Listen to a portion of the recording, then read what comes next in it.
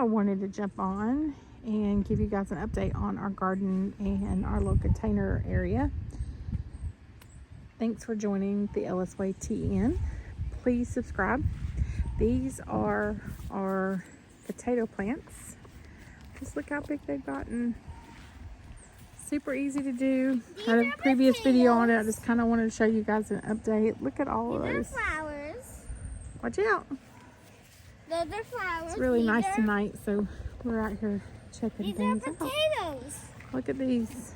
We've had quite a bit of rain the last few days, so it's really helped them. But that's the potatoes. And then here is the first row is bell peppers. And then look at the squash and zucchini plants. And then the fourth row, Bradley's, or Roma, sorry, more Romas. And then on the far, he has Bradley's planted. So it's really growing. The rain has really helped it progress nicely. You see always 2 plants in each hole.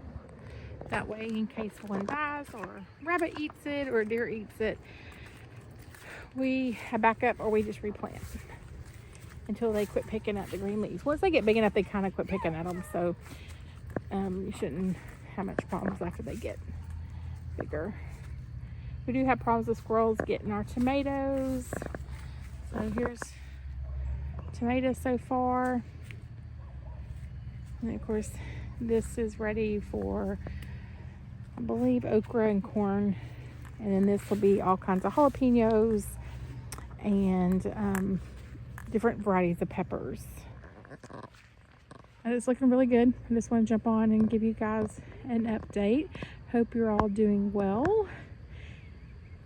Lots of canning this year. And lots of new recipes.